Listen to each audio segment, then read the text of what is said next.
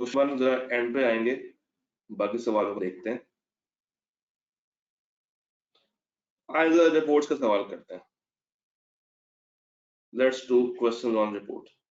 Second page पे ये दो सवाल 5 और 6 देखते हैं। तैयार है? रिपोर्ट्स का सवाल ऑलरेडी ऑल सेट। शुरू करें। रिक्वायरमेंट क्या है? 6 और 4 10 number. Briefly evaluate the above situation. पहले आपने इवेलुएट करना है, यानी कि पहले आपने ऊपर वाली बात को आसान अंग्रेजी में लिख लेना है, और उसके साथ आपने 4 प्रोसीजर्स बताने हैं which may be performed by your audit team plus 4 procedures. और पार्ट बी ये कहता है कि आपने रिपोर्ट के ऊपर पॉसिबल इम्पैक्ट भी बता देना है। रिपोर्ट के ऊपर जो पॉसिबल इम्पैक्ट है वो भी आपने मेंशन कर देना। इसका मतलब ये है कि ये रिपोर्ट का सवाल है और उसके साथ साथ सीरीज भी आपसे डिमांड कर रहा है।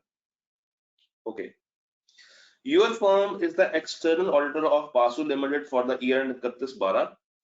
The draft financial shows a profit before tax of rupees 250 million। जरा बताइए ये पीबीटी क्यों दिया गया होगा? ये प्रॉफिट बिफोर टैक्स क्यों दिया गया है? प्रॉफिट बिफोर टैक्स क्यों दिया होगा? इसकी क्या रीजन होगी? सर ये क्यों दिया है? क्योंकि ये आपको बताएगा कि आगे आपने मटीरियलिटी कैसे निकालनी है। ये मटीरियलिटी के लिए बेंचमार्क देगा। ये मटीरियलिटी के लिए एक बेंचमार्क आपको दे दिया। अच्छा, तो इसको हाईलाइट कर लेते हैं, आगे चलते हैं। During the audit, it was observed that the management has not provided depreciation on one of its production plant for the months of November and December, which has been temporarily shut down due to reduction in demand. The depreciation of the plant for these 2 months was 5 million। क्या मुझे ये depreciation charge करनी चाहिए थी as per IAS 16? Sir क्या मुझे ये depreciation charge कर लेनी चाहिए थी? क्या अगर मेरा एक प्लांट बंद हो जाए तो क्या मैं उसकी डेप्रिसिएशन चार्ज करना बंद कर देता हूं? अगर मेरा कोई प्लांट बंद हो जाता है तो क्या हम उसकी डेप्रिसिएशन को चार्ज करना बंद कर देते हैं जनाब? तो अगर प्रोडक्शन नहीं भी हो रही है, प्लांट शट डाउन हो गया 2 महीनों के लिए, तो उसका हरगिज मतलब ये नहीं है कि आप उस पे डेप्रिसिएशन चार्ज ना करें। उस पर डेप्रिसिएशन चार्ज मस्ट होगी। Depreciation should be charged must।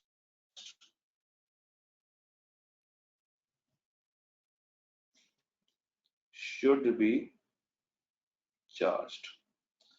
अच्छा, पे भी आपको कॉन्सेप्ट मिले ना डेप्रिसिएशन का, तो एक कॉन्सेप्ट साथ धक्के से आ जाता है। वो वाला कौन सा होता है? डेप्रिसिएशन के साथ एक इसका कजन है जो के साथ साथ फिरता रहता है। तो जहां पे हम जिक्र करते हैं डेप्रिसिएशन का, वहां पे वो फौरन से सामने आ जाता है।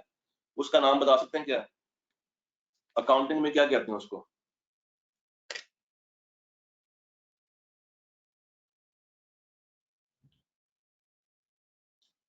अकाउंटिंग में क्या नाम है उसका? नहीं ना, अकाउंटिंग में क्या नाम है उसका? एक इसका कजन है, इम्पेयरमेंट।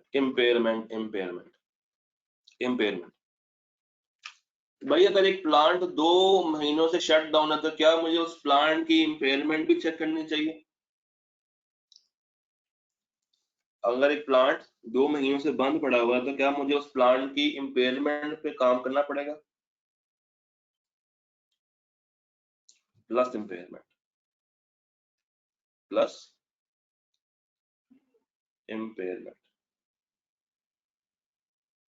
मगर ये इम्पेयरमेंट कब? जब इंडिकेटर्स पूरे हो जाएंगे। When indicators are fulfilled. और ये इंडिकेटर्स और ये इम्पेयरमेंट किस अकाउंटिंग स्टैंडर्ड में बताए गए हैं सर? ये किस अकाउंटिंग स्टैंडर्ड में बताए गए हैं?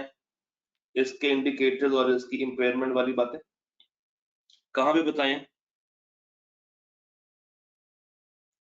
IAS 30 38 में बताए हैं, वेरी गुड, छा गए आप लोग। जो अभी 38 कह रहे हैं इसका मतलब ये है कि वो बहुत ही अच्छी नॉलेज रखते हैं अकाउंटिंग की। भाई इम्पेयरमेंट कहाँ पे है? इम्पेयरमेंट का स्टैंडर्ड कौन सा है? इम्पेयरमेंट का स्टैंडर्ड कौन सा भाई?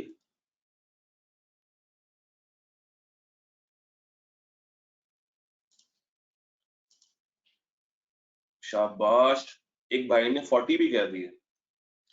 भाई IAS 36 है ये, IAS 36 है किसका? इम्पेयरमेंट का। अब आपको दोबारा बोलेगा, एक भाई 20 भी कह चुके हैं, 40 भी कह चुके हैं, 38 तो आ ही चुका था मेरे पास। तो आप देख लें आपकी अकाउंटिंग कितनी माशाल्लाह से अच्छी है।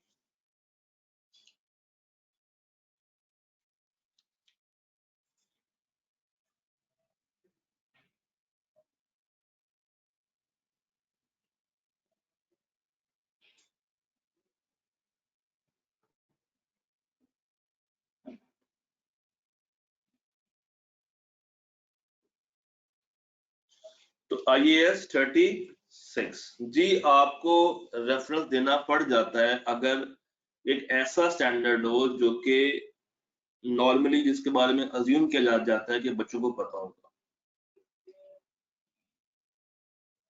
तो आपने बताना है कि भाई अकाउंटिंग के अंदर मसला क्या है और किस स्टैंडर्ड में क्या मसला आ रहा है। अब आपको IAS 16 के बारे में पता होना चाहिए कि ये इम्पेयरमेंट सॉरी ये डेप्रिसिएशन 2 महीनों की चार्ज करनी पड़ेगी, और अगर आपने नहीं बताया इसका मतलब है कि आपने अपने मार्क्स खुद ही से लूज किए।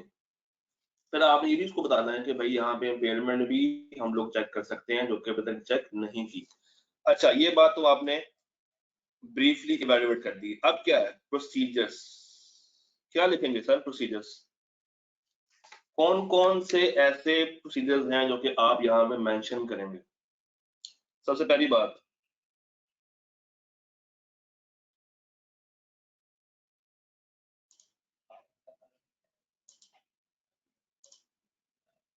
बताएं। जी जी बताएं बताएं, कौन से ऐसे प्रोसीजर्स हैं जो कि आप यहाँ पे मेंशन करेंगे साथ साथ? अगर आप भूल रहे हैं तो मैं बता दूं कि यहाँ पे आप उनसे डेप्रिसिएशन की वर्किंग डिमांड कर लेंगे, इम्पेयरमेंट की वर्किंग डिमांड कर लेंगे, उस एसेट को जाके फिजिकली वेरीफाई कर लेंगे, देखेंगे मैनेजमेंट ने क्यों इम्पेयरमेंट और क्यों डेप्रिसिएशन रिकॉर्ड नहीं की, उनसे उनकी अजम्पशन पूछ लेंगे, किसी वैल्यूअर को बुला के उसकी रिपोर्ट देखी जा सकती है, एक्सपर्ट को बुला के इन्वॉल्व कर सकते हैं उसको बीच में, मैनेजमेंट के साथ चीजों को बैठ के रिव्यू किया जा सकता है, मैनेजमेंट की वर्किंग ली जा सकती है, मैनेजमेंट का सोर्स डाटा लिया जा सकता है, उनसे एंड पे लिखवाया जा सकता है।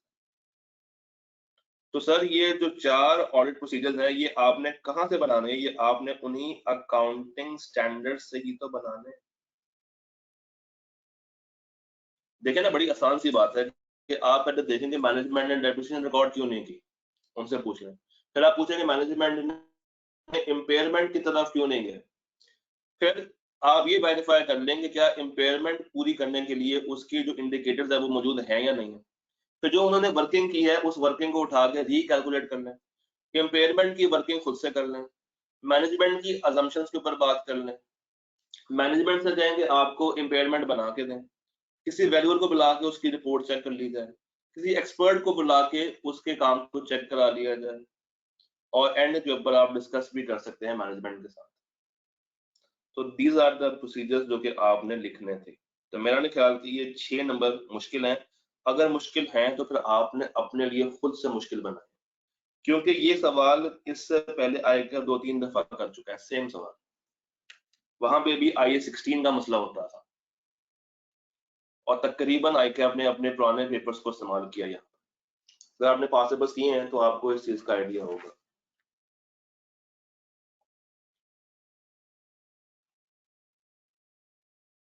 जी पार्ट ए सबको क्लियर हो गया? क्या पार्ट ए सबको क्लियर है? along with the procedures। सारी बातें क्लियर हो गई। अब आए जरा मेरे साथ पार्ट 2 पे, पार्ट बी पे। पार्ट बी में वो क्या पूछ रहा है, इम्पैक्ट किसके ऊपर, रिपोर्ट के ऊपर। मुझे बताइएगा रिपोर्ट पे इम्पैक्ट और ओपिनियन पे इम्पैक्ट का फर्क होता है? रिपोर्ट का इम्पैक्ट और ओपिनियन पे इम्पैक्ट क्या एक ही चीज मानी जाती है या दो डिफरेंट चीजें हैं? ये एक ही चीज है या दो डिफरेंट बातें हैं? जी, ये दो डिफरेंट बातें हैं। हमसे क्या पूछा गया है, रिपोर्ट का इम्पैक्ट। तो रिपोर्ट के इम्पैक्ट पे याद रखिएगा हम दो बातें करेंगे, 705 वाली बात भी करेंगे एंड 706 वाली बात भी करेंगे एंड 701 वाली बात भी करेंगे।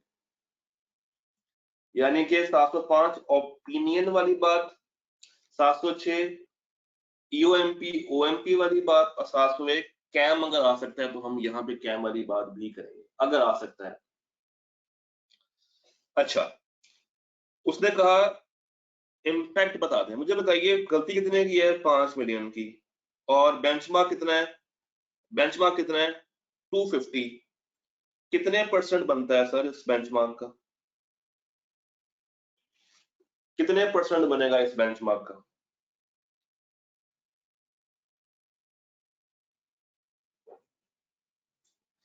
हाँ जी, कितने परसेंट बनेगा? कोई कह रहा है 5%, कोई कह रहा है 2%, कोई कह रहा है 12.5%। मतलब आपके जो कैलकुलेटर्स हैं वो भी अल्लाह के वाले ही हुए हैं। यार आप लोग क्या कर रहे हैं? मतलब जेन्युइनली मैंने आपसे इसका एक आंसर पूछा, इसका आंसर क्या है, इसका आंसर क्या है?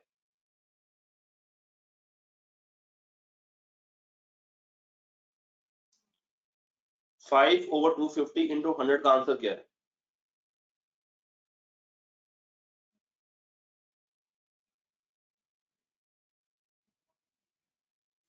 5/250 इंटू 100 का आंसर क्या है मेरे भाई? 2% है। 2% है। तो क्या इस 2% को मैं मटेरियल काउंट करूंगा? क्या इसको मैं मटेरियल काउंट कर सकता हूं इंडिविजुअली? क्या ये एक मटेरियल में स्टेटमेंट होगी? नहीं, ये क्या है मेरे लिए, इममटेरियल।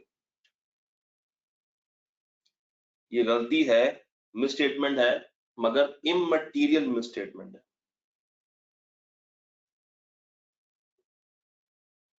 गलती तो है मगर मटेरियल नहीं है, इममटेरियल मिसस्टेटमेंट है। तो क्या इसकी बेस पे मैं अनक्वालिफाइड ओपिनियन इशू करूंगा?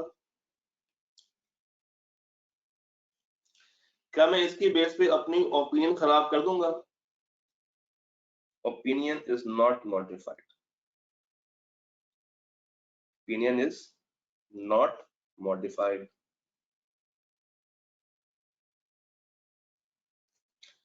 अच्छा, तो फिर मैं क्या करूं, इस गलती को इग्नोर कर दूं? क्या मैं इस गलती को सिरे से ही माइनस कर दूं, दिमाग से निकाल दूं? नहीं, मुझे क्या करना पड़ेगा, मुझे इसको एक बास्केट में ऐड करना है। मुझे बास्केट का नाम बता सकते हैं?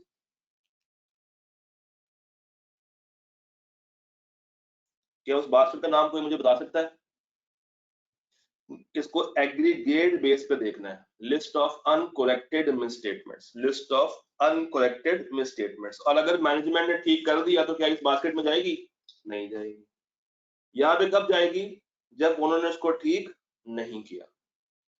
तो वो जो कम्युलेटिव एरर्स होते हैं जो कि ठीक नहीं किए जाते हैं उसको हम एक बास्केट में फेंक देते हैं, उसका नाम क्या रखते हैं, अनकोरेक्टेड मिसस्टेटमेंट्स। तो इंडिविजुअली तो मुझे मसला नजर नहीं आ रहा, मगर अगर एग्रीगेट में देखा जाए तो ये मसला आ सकता है। इंडिविजुअली में कोई मसला नहीं है मगर एग्रीगेट में मसला आ सकता है।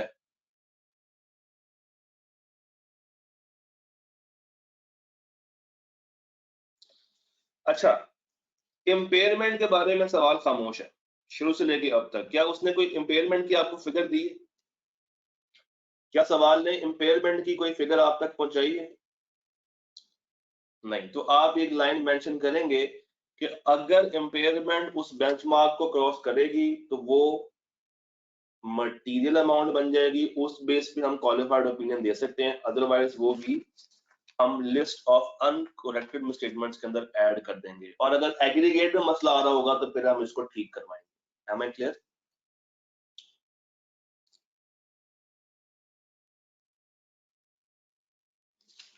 अगर इम्पेयरमेंट हद से ज्यादा बढ़ गई है, उस बेंचमार्क को क्रॉस कर रही है, तो फिर हम उसकी बेस पे रिपोर्ट खराब कर सकते हैं, और ये बात हम कहां पे बताएंगे?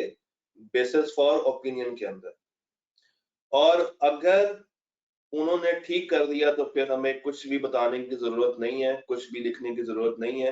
हाँ, अगर उन्होंने ठीक कर दिया तो फिर अगर हम चाहें तो ईओएमपी ऐड कर सकते हैं अगर हमें जरूरत पड़ रही है तो। और शर्त क्या है? उन्होंने ठीक कर दिया है, उसका डिस्क्लोजर ऐड किया हुआ है तो। Am I done with this? मेरा नहीं ख्याल कि 705 706 का इतना आसान सवाल आप लोगों ने जाया किया होगा। बच्चे हैं ऐसे जो कि जाया करके आए, बहुत ही पैथेटिक रिजल्ट था इस सवाल का। और मजे की बात है कि इस सवाल में ऐसा कुछ है ही नहीं, बहुत ही छोटा सिनेरियो है 705 706 का, जो कि आजकल देखने को भी नहीं मिलता। और आईकैप ने ये 10 नंबर के लिए आपसे टेस्ट किया, कोई 5 नंबर का सवाल नहीं है, 10 नंबर का सवाल। ये कोई 5 नंबर का सवाल नहीं है, ये 10 नंबर का अच्छा खासा मार्क्स देने वाला सवाल है, जिसको आप एग्जाम में जाया करके आए होंगे इंशाल्लाह। तो भाई कोशिश करें, फोकस करें, और इस तरह के मार्क्स को हासिल करें। सर क्या इसमें कैम आ सकता है? देखें, कैम लिखने में कोई मसला नहीं है, मगर उसकी शर्तें पूरी कर लें। सवाल ने कोई ऐसी बात हमसे की नहीं है जिसके बारे में हम कैम की तरफ जाए। तो अगर सवाल भी खामोश है तो आप भी खामोशी रहें, ज्यादा बेहतर। हाँ, आप ये बता सकते हैं कि अगर उन्होंने तमाम चीजों को ठीक तरीके से प्रेजेंट कर दिया है तो फिर आप ईओएमपी डाल सकते हैं, अदरवाइज ईओएमपी भी नहीं आएगा। And what is EOMP? Emphasis of matter paragraph. ठीक है जी, डन। आगे चलें।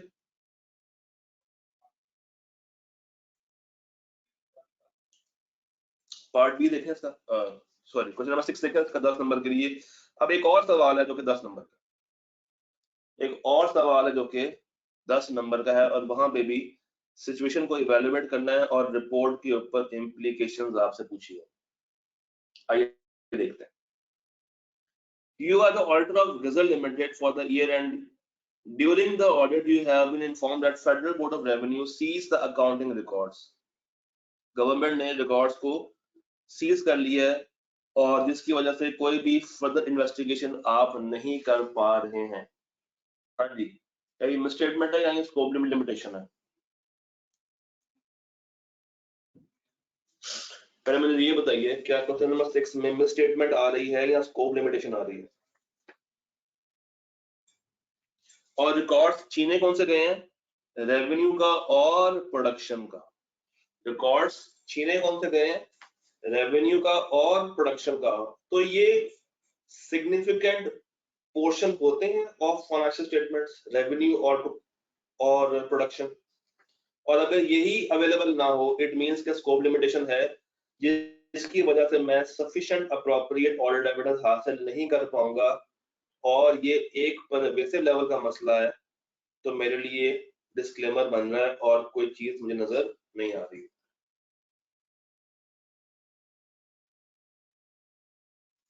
मगर एक सवाल है आपसे मेरा, क्या इन्होंने ये अकाउंटिंग रिकॉर्ड सिर्फ और सिर्फ क्या इन्होंने ये अकाउंटिंग रिकॉर्ड सिर्फ और सिर्फ फिजिकल बनाए होंगे, या कोई इलेक्ट्रॉनिक रिकॉर्ड्स भी इनके पास होने चाहिए?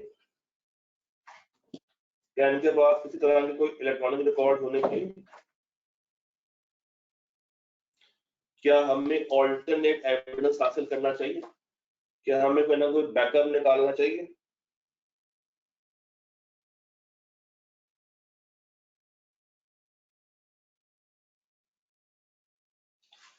अच्छा, क्या ये circumstances beyond control of management है?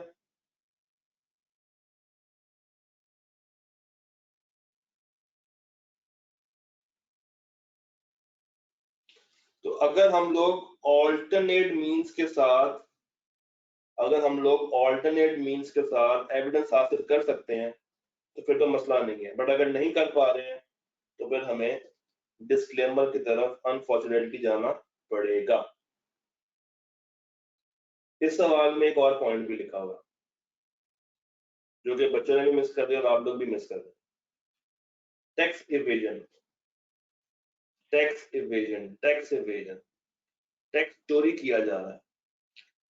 टैक्स अगर चोरी किया जा रहा हो और अगर उन पे ये केस पड़ा हो तो क्या मैं इसको फ्रॉड के जिम्मे में लेके जा सकता हूँ? एक कंपनी फ्रॉड कर रही है, क्या मैं इसको फ्रॉड के अंदर काउंट कर सकता हूँ? तो ये लोग फ्रॉड भी कर रहे हैं। देखिए दो बात हो रही, सवाल 10 नंबर का है, सवाल 10 नंबर का एम ही नहीं है, इसमें दो बातें कर रहा है। एक तो अकाउंटिंग रिकॉर्ड सीज हो गए, वो बात हमें समझ आती है, मगर दूसरी बात क्या कर रहा है? फ्रॉड की। तो यहाँ पे फ्रॉडुलेंट फाइनेंशियल रिपोर्टिंग भी मुझे देखने को मिल रही है। वो कब होगी? जब मैनेजमेंट खुद टैक्स इवेजन में शामिल होगी। वो कब होगी? जब मैनेजमेंट खुद टैक्स इवेजन में शामिल होगी।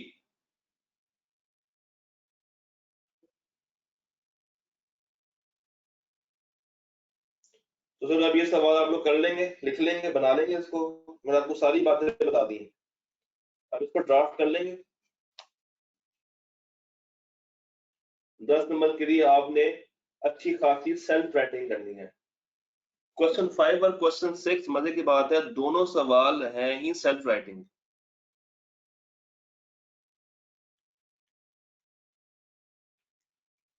तो सर इसका एक दफा सॉल्यूशन आपने देखना है और इसको ड्राफ्ट करना है, इसको ड्राफ्ट लाजमी कर लेना ताकि आपको मसला ना आए। कर लेंगे ड्राफ्ट?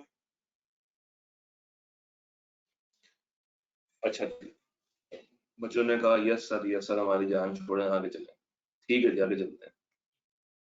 हमारे पास 3 सवाल रह गए। क्वेश्चन नंबर 8 आखिरी पेज से एक सवाल रह गया, क्वेश्चन नंबर 8 सेंटर वाले पेज से रह गया क्वेश्चन नंबर 4 और फर्स्ट पेज से रह गया क्वेश्चन नंबर 1। 3 सवाल है, 3 सवालों को देखते हैं। सबसे पहले दिस क्वेश्चन जो कि एक सीधा सवाल है, बेसिकली 16 मार्क्स का सवाल पूछा है फ्रॉम रिलेटेड पार्टी। 16 मार्क्स का सवाल कहां से पूछा है? From related party. पता है जब भी पेपर में इस तरह के आसान सवाल आते हैं ना तो आईकेएफ की एक्सपेक्टेशंस आपसे बढ़ जाती है। फिर आईकेएफ चाहता है कि आप उसको पूरी लॉजिक के साथ सारी की सारी कहानियां बताएं। जिस तरह भी हम एक सवाल देखकर आए हैं तो उसमें लाइनें 4 हैं मगर नंबर 10 हैं। इसका मतलब है कि वो आपसे बातें खुद ही अज्यूम करवा के खुद ही करवाना चाह रहा है। वो आपसे पूरा कॉन्सेप्ट लिखवाना चाह रहा है, वो आपसे पूरा कॉन्सेप्ट लिखवाना चाह रहा है। और अगर आप उसमें कामयाब हो जाते हैं तो बहुत अच्छी बात है।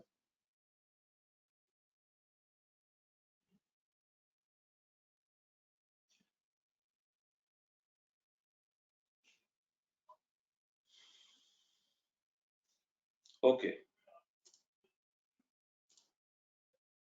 सवाल देखते हैं। Evaluate the above transaction and discuss the course of action.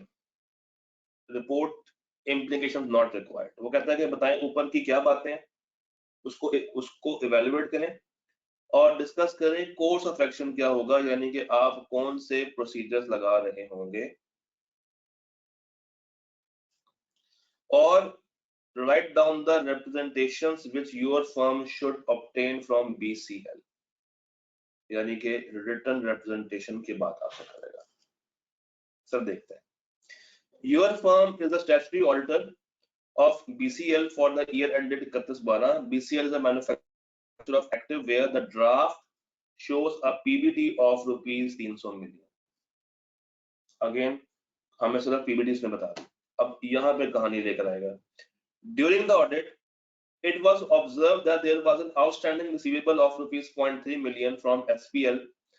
On inquiry, the management informed your team that this represents a receivable from SPL for management services related to the supply chain management and human resource management. Further inquiry से ये पता चला कि एक director है जो कि वहां पे सेम पोजीशन पे है।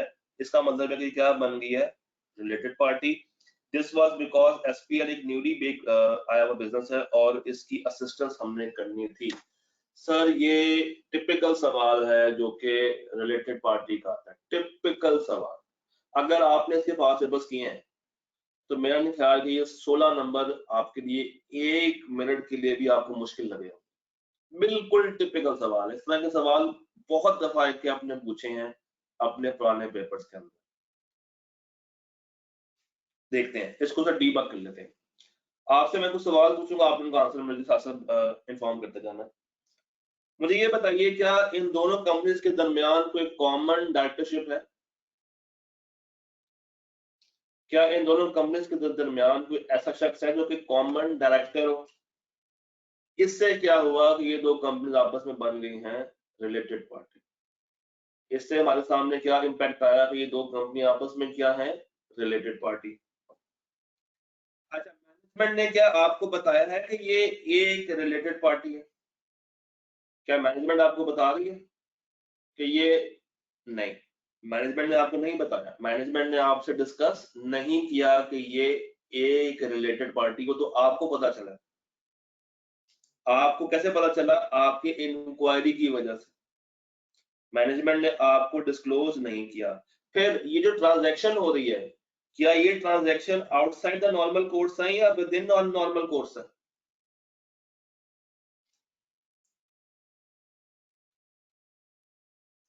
इनका काम क्या है? एक्टिववेयर बनाना, और ये तो मैनेजमेंट कंसल्टेंसी प्रोवाइड करते नहीं है, तो this is outside normal course of business.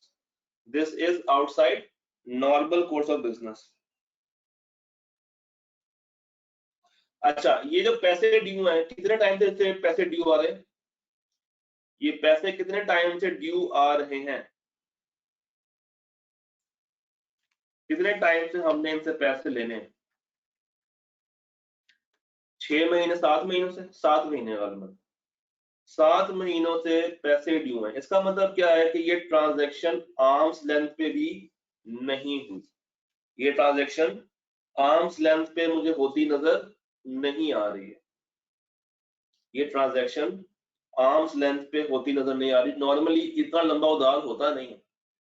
चूंकि ये एक रिलेटेड पार्टी है, तो इसका मतलब ये है कि एक तो आउटसाइड नॉर्मल कोर्स भी है, ऊपर से आर्म्स लेंथ पे भी नहीं है। या तो हो गया आपने एक हट के काम किया तो आपने पैसे उनसे ले लिए, पैसे भी पेंडिंग है। इस तरह के काम किसके साथ होते हैं? From related parties, from related parties. तो उसने आपसे क्या मांगा है? आपका कोर्स ऑफ एक्शन। तो आपने वो दोनों बातें लिख देनी है कि एक तो उन्होंने बताया नहीं, वो वाली बातें, और दूसरा आपने आइडेंटिफाई किया है कि ये बिजनेस आर्म्स लेंथ पे नहीं है और आउटसाइड नॉर्मल कोर्स है, तो उसके तमाम के तमाम प्रोसीजर्स। सर क्या मैं इसको लॉजिकल सवाल कह सकता हूँ? नहीं कह सकता। क्या ये वाकई में एक लॉजिकल सवाल है? ये एक स्ट्रेट फॉरवर्ड प्रोग्रामिंग सवाल है जो कि इससे पहले आईकैब ने बहुत दफा आपसे टेस्ट किया है, बहुत दफा आपसे टेस्ट किया है। तो ये सीन लॉजिकल तरह मान लेते हैं, मगर ये एक क्रैमिंग बेस्ड क्वेश्चन है, ये एक क्रैमिंग बेस्ड सवाल है। तो यहां पे भी आपकी राइटिंग ही आपसे डिमांड की जाती है, यहां पे भी आपकी राइटिंग ही आपसे डिमांड की जा रही है। और जो बातें हमने डिस्कस की है ना, उसके साथ अगर आप वर्ड यूज कर दें वेदर, तो इसका पार्ट भी बन जाएगा, इसका पार्ट भी बन जाएगा। पार्ट बी में क्या है कि आप उनसे कौन कौन सी रिप्रेजेंटेशन लेंगे, तो बताएं कि उन्होंने तमाम तर अकाउंटिंग पार्टीज को आइडेंटिफाई कर दी है? क्या तमाम तरह की ट्रांजैक्शंस आ रही हैं? क्या कोई ऐसी और आरपी तो नहीं है जो कि अभी तक आइडेंटिफाई नहीं हुई? क्या तमाम के साथ ट्रांजैक्शंस आर्म्स लेंथ पे आ रही हैं? क्या 2 साल तक गवर्नेंस को तमाम बातों के बारे में पता है? तो ये सारी बातें आईएसए जो है ऑफ रिलेटेड पार्टी 550 ये डिस्कस करता है। तो ये 16 नंबर बहुत आसानी से आप हासिल कर सकते हैं अगर आपने इससे पहले इस स्टैंडर्ड के सवालों को अटेम्प्ट किया है। तो अगर आपने 2-3 सवाल भी अटेम्प्ट किए हो ना, तो तब भी आप 16 नंबर के सवाल को पकड़ सकते हैं और इसमें से बासानी 11, 12, 13 नंबर निकाल सकते हैं। मगर शर्त क्या है कि आपने इस तरह के सवालों को पहले अटेम्प्ट किया हो। डन, आगे चलते हैं। कोई मसला इस सवाल में? इस सवाल में अगर कोई डाउट है तो मुझे बताइए। इस सवाल में किसी भी तरह का किसी को अगर कोई डाउट है तो डिस्कस कर लें पहले मेरे से। आगे चलें, क्वेश्चन नंबर 1 देखें, बिजनेस रिस्क और ऑडिट रिस्क देखें। शुरू करें वो सवाल। अब हमारे पास 2 सवाल रह गए हैं, एक टेस्ट ऑफ कंट्रोल का और एक बिजनेस और ऑडिट रिस्क का सवाल। और हमने क्या कहा था कि ये सवाल आपने कब करने हैं? आखिरी घंटे में करने हैं। और टाइम क्या हो रहा है? 11:45। तो आपका आखिरी घंटा शुरू ऑटोमेटिकली हो चुका है, आपने शुरू भी लेट किया।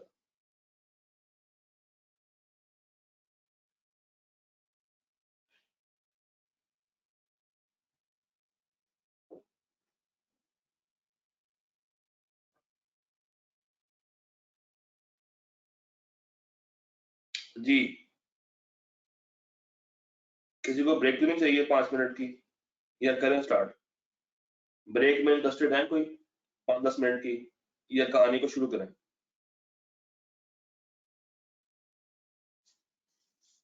ब्रेक कर लें? 11:45 हुए हैं, या देख जिससे आप लोग कहते हैं।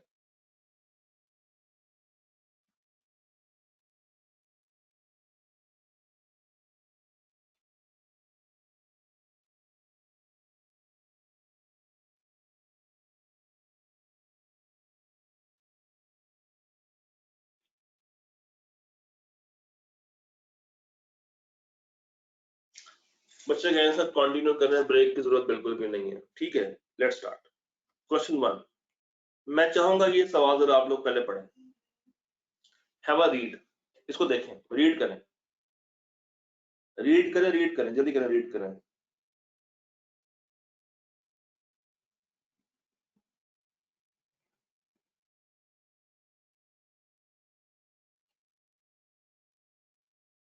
सवाल को रीड कीजिएगा प्लीज। सवाल क्या कहना चाह रहा है आपसे?